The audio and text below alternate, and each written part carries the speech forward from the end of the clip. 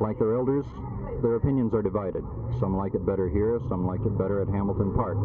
And they're more excited about having a television camera aboard their school bus than they are about the hubbub over changing schools. One lad who likes it better at Hamilton Park is Stelly Wallace, an 8th grader who went to Hamilton Park last year. Stelly, what do you think about this school now? I think it's all right.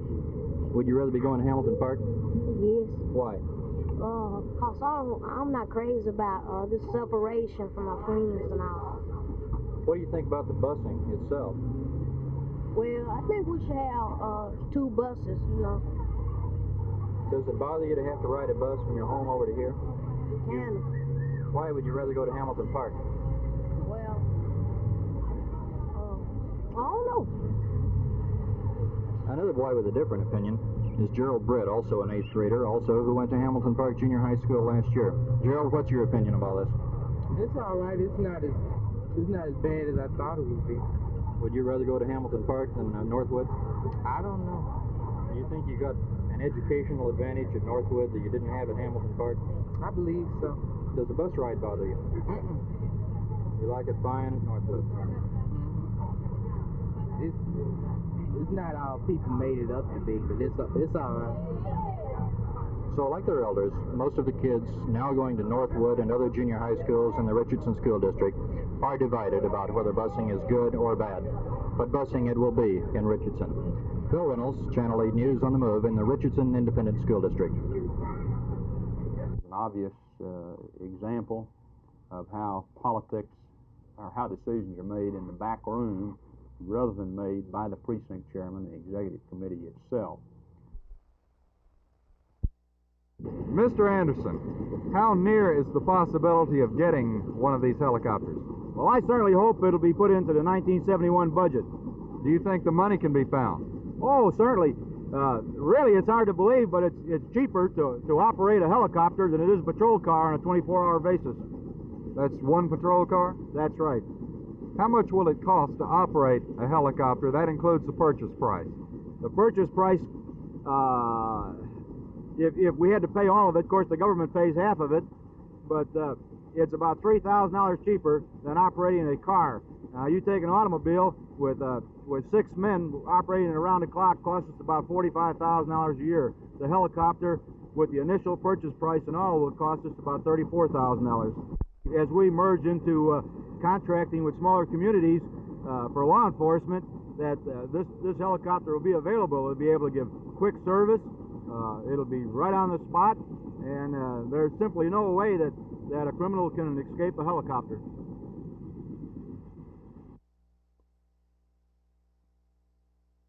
How closely do retail clerks check the signatures on the books?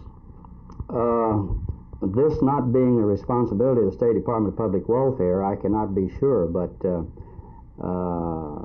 knowing and working with the Department of Agriculture and having the office audited on a regular basis by them, I assume that it's checked very closely.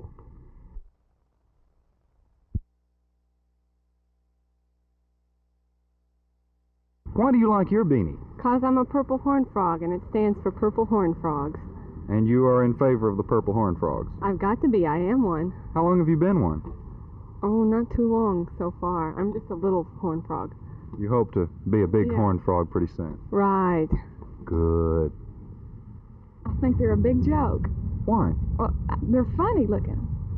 Well, is that any reason not to wear one? Uh-huh. If you're going to look funny and something, you shouldn't wear it.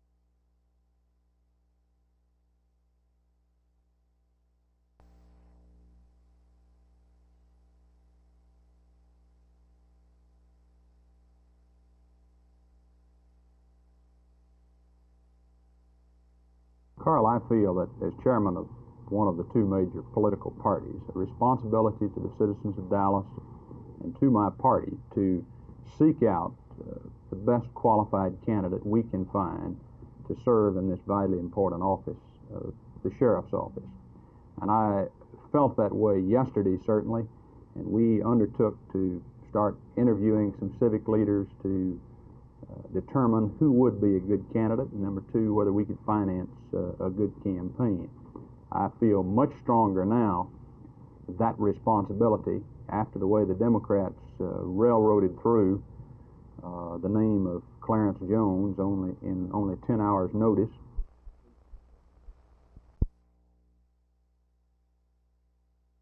Jim, I think in the immediate near future, if I read the attitude of most Texas citizens correctly and power groups in Texas, I don't feel that the chances of it passing in the Texas legislature in the near future are very good.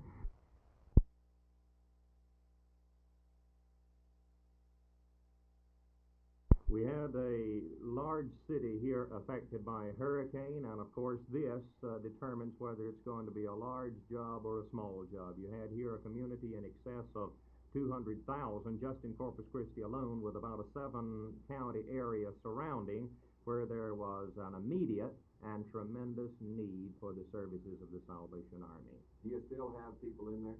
We have our local commanding officer and his staff who were there on the day of Celia and will be there in the weeks and the months to come. But between Celia and today, we have had 55 of our Salvation Army officers in that area.